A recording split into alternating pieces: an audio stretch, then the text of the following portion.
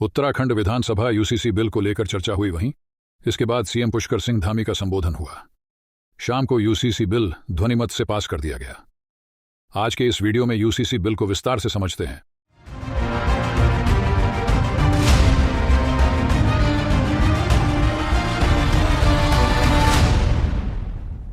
देश का पहला समान नागरिक संहिता विधेयक पारित कर उत्तराखंड ने आज इतिहास रच दिया।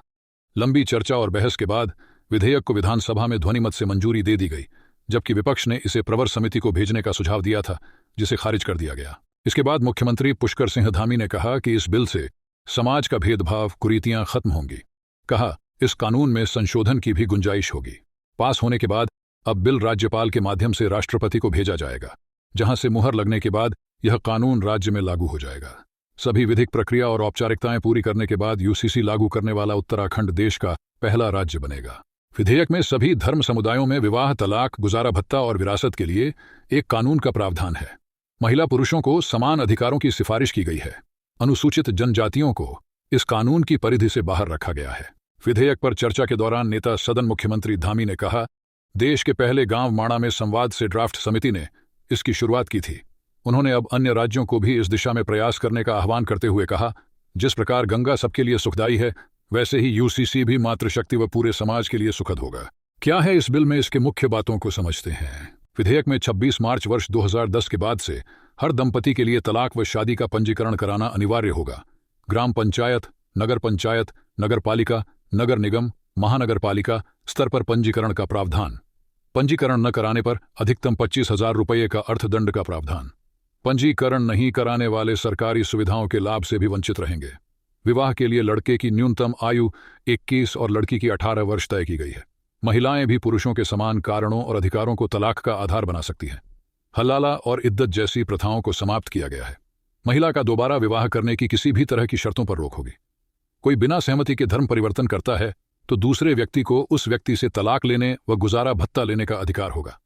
एक पति और पत्नी के जीवित होने पर दूसरा विवाह करना पूरी तरह से प्रतिबंधित होगा। पति पत्नी के तलाक या घरेलू झगड़े के समय 5 वर्ष तक के बच्चे की कस्टडी उसकी माता के पास रहेगी। संपत्ति में बेटा और बेटी को बराबर अधिकार होंगे। जायज और नाजायज बच्चों में कोई भेद नहीं होगा। नाजायज बच्चों को भी उस दंपति की जैविक संतान माना जाएगा। गोद लिए, सरगोशी के द्वारा असिस्टेड रिप्रोडक्टिव टेक्नोलॉजी से जन्मे बच्चे जैविक संतान होंगे। किसी महिला के गर्भ में पल रहे बच्चे के संपत्ति में अधिकार संरक्षित रहेंगे। कोई व्यक्ति किसी भी व्यक्ति को वसीयत से अपनी संपत्ति दे सकता है। लिव इन में रहने वाले प्रत्येक व्यक्ति के लिए वेब पोर्टल पर पंजीकरण अनिवार्य होगा। युगल पंजीकरण रसीद से ही किराया पर घर, हॉस्टल या पीजी ले सकेंगे। लिव इन में पैदा होने वाले बच्चों को जायज संतान माना जाएगा और जैविक संतान के सभी अधिकार मिलेंगे। लिव इन में रहने वालों के लिए संबंध विच्छेद का भी पंजीकरण कराना अनिवार्य होगा। अनिवार्य पंजीकरण न कराने पर 6 माह के कारावास या 25,000 जुर्माना या दोनों का प्रावधान होंगे। समान नागरिक संहिता में गोद लेने के लिए कोई कानून नहीं बनाया गया है।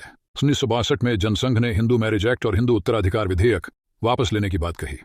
इसके बाद जनसंघ ने 1967 के उत्तराधिकार और गोद लेने के लिए एक समान कानून की वकालत की। 1971 में भी वादा दोहराया। हालांकि 1977 और 1980 में इस मुद्दे पर कोई बात नहीं हुई। 1980 में भाजपा का गठन हुआ। भाजपा के पहले राष्ट्रीय अध्यक्ष अटल बिहारी वाजपेयी बने।